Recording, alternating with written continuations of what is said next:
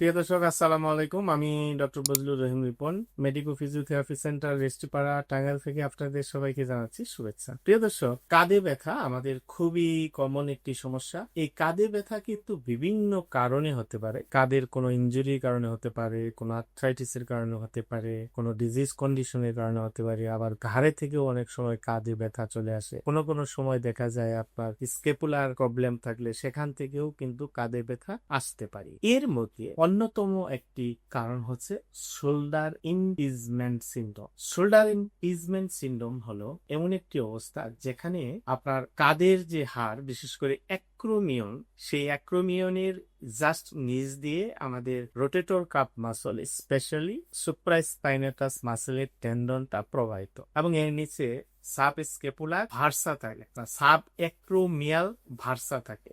সুতরাং এই sub acromial versa বা সুপ্রা স্পাইনেটাস মাসলের টেন্ডনের মধ্যে যদি চাপ পড়ে অথবা ঘষা লাগতে লাগতে যদি ইরিটেশন হয় বা ইনফ্লেমেশন হয়, তখন সেটাকে বলা হয় শোল্ডার ইমপিজমেন্ট সিনড্রোম। অবশ্য ইদানিং এটাকে আপনার সাব অ্যাক্রোমিয়াল পেইন সিনড্রোমও বলা হয়। তো এই ধরনের শোল্ডার ইমপিজমেন্ট সিনড্রোম বা সাব অ্যাক্রোমিয়াল পেইন সিনড্রোমটা মেইনলি আসলে হয় যারা ওভারহেড অ্যাক্টিভিটি বেশি করেন, অর্থাৎ মাথার উপরে হাত তুলে অথবা উপরের দিকে হাত ব্যবহার করে যারা বেশি কাজ করেন তাদের ক্ষেত্রে কিন্তু এটা বেশি হয়। আবার কিছু খেলোয়াড় আছে, বিশেষ করে যারা ক্রিকেটার অথবা টেনিস প্লেয়ার, হকি খেলোয়াড়, ভলিবল খেলোয়াড়, এই ধরনের স্পোর্টসম্যানদের ক্ষেত্রেও এই ধরনের শোল্ডার ইমপিজমেন্ট সিনড্রোম হতে পারে। এই ধরনের শোল্ডার ইমপিজমেন্ট সিনড্রোম থাকলে সাধারণত দেখা যায় যে কাঁধে ব্যথা হয় এবং হাত উপরের দিকে তুলতে গেলে ব্যথাটা বেশি হয়, বা রাতে যখন ঘুমাতে যায় যে পাশে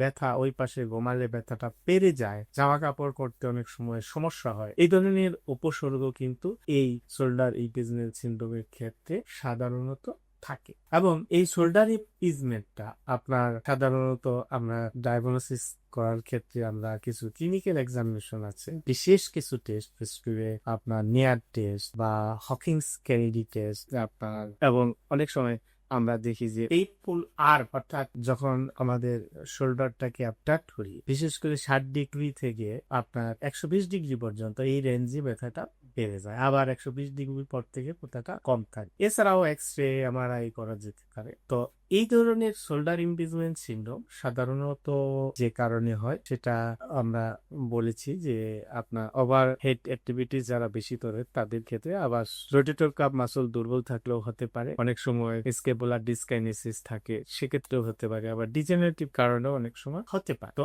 এই ধরনের শোল্ডার ইমপিজমেন্ট সিনড্রোমের ক্ষেত্রে আসলে চিকিৎসা ব্যবস্থাটা সেটি হচ্ছে আসলে মূল আলোচনার বিষয়। চিকিৎসাটা এটা সাধারণত কনজারভেটিভ ট্রিটমেন্টে ঠিক হয়ে যায়, এবং কনজারভেটিভ ট্রিটমেন্টের অন্যতম পার্ট হচ্ছে ফিজিওথেরাপি, এবং এটাকে ফার্স্ট লাইন ট্রিটমেন্ট বলা যায়। তো ফিজিওথেরাপির ক্ষেত্রে আমরা যেটা করি যে প্রথমত যে আমাদের অ্যাক্টিভিটি মডিফাই করতে হবে, অর্থাৎ যে কাজগুলি করলে ব্যথাটা বেড়ে যায় ওভারহেড অ্যাক্টিভিটি গুলা কমাতে হবে। দ্বিতীয়ত হচ্ছে কিছু স্পেসিফিক কিছু এক্সারসাইজ যেগুলি আপনার বিশেষ করে রোটেটর কাপ মাসল স্ট্রেংথেনিং, আপনার স্কেপুলা স্টেবিলাইজেশন এক্সারসাইজ, এইরকম কিছু এক্সারসাইজ আমাদের নিয়মিত করা, এবং এর সাথে ম্যানুয়াল থেরাপি খুবই গুরুত্বপূর্ণ ভূমিকা পালন করে এই আপনার এই ধরনের শোল্ডার ইমপিজমেন্ট সিনড্রোমের ক্ষেত্রে। তাহলে আমরা exercise, activity modification, exercise therapy, manual therapy এবং সাথে কিছু ইলেকট্রিক্যাল মডালিটিস, বিশেষ করে আল্ট্রাসাউন্ড থেরাপি আর ড্যান্স অনেকটা সহায়ক ভূমিকা পালন করে ব্যথা কমাতে এবং ফাংশনটাকে ইমপ্রুভ করতে। তো